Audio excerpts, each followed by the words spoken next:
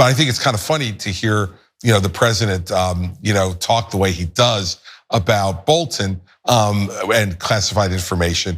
Yet when he had the classified information, the same rules didn't apply. Donald Trump sees himself as the person who gets to decide everything. And he doesn't care about any separation. In fact, he absolutely rejects the idea that there should be separation between criminal investigations and the politically elected leader of the United States.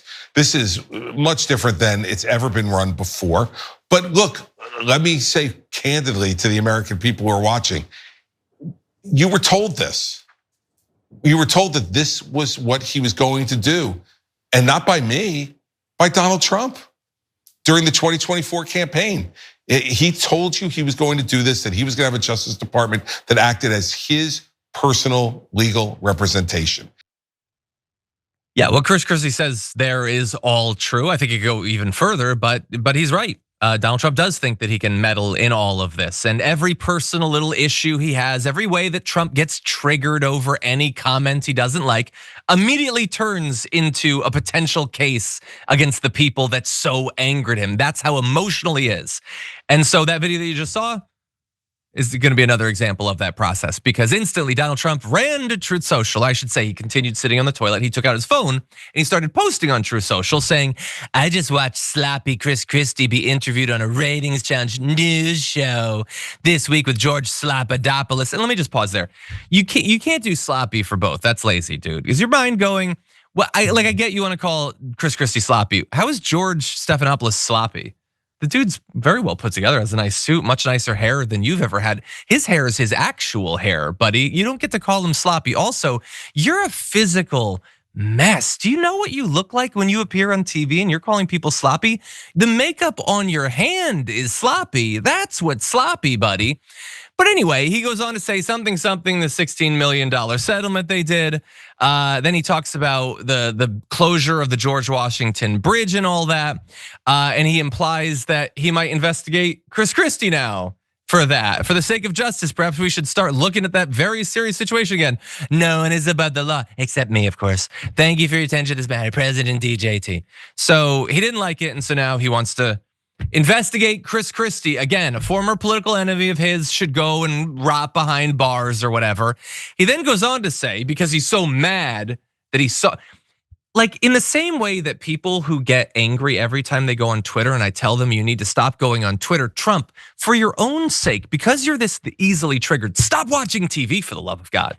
But he sees it and he says, ABC and NBC, they should perhaps have to pay millions of dollars in license fees or just lose their license because he doesn't like them, because radical free speech meant as much as supposedly believing in, states' rights and all that. They never meant any of this concern over tyrannical government. They never meant any of it. They just wanted their guy in the Oval Office to trample over all of our rights. And so maybe soon ABC and NBC won't exist anymore because they brought on a person that said something politically incorrect. What do you think, JR? I mean, this has to be 105 of the things that he promised that then as we're going towards, people are just shrugging their shoulders. Again, bro, and I know there's nobody to convince of this anymore. This morning, the guy said some people want a dictator, and this is what he's talking about. If anybody refuses to acknowledge these dictatorial moves, as he keeps talking about he's gonna defund and take licenses away unless you're his propaganda channels, what else is it? What else is it? And many of the people who didn't want people to talk about this are ignoring this. They won't even bring it up because it's too embarrassing to say, you know what? I was wrong. I'm sorry, I was wrong. There would be gulags. I'm sorry, I was wrong. There would be the military takeover of our cities. I'm sorry, I was wrong. He's gonna be revoking license. I'm sorry, I was wrong. He's gonna be going towards universities and colleges. I'm sorry, I was wrong.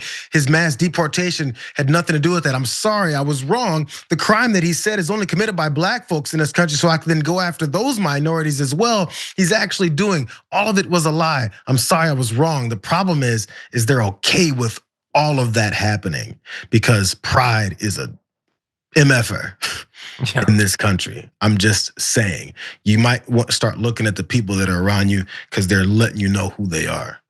I know, yeah, 100%. It's so clear, and everything they say, it's always projection. He's the worst of the worst. He's the waste, fraud, and abuse.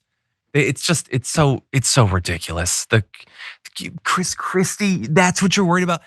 And this, honestly, like, it makes me a little bit happy though, because Donald Trump got to be president again. He's stolen billions of dollars from his followers. He has everything, right? Does he? Chris Christie goes on TV, says something he doesn't like, he falls apart. That's what his life is, Donald Trump. It'll never be enough. He's always that close to a complete mental breakdown. All it takes is Chris Christie to trigger it.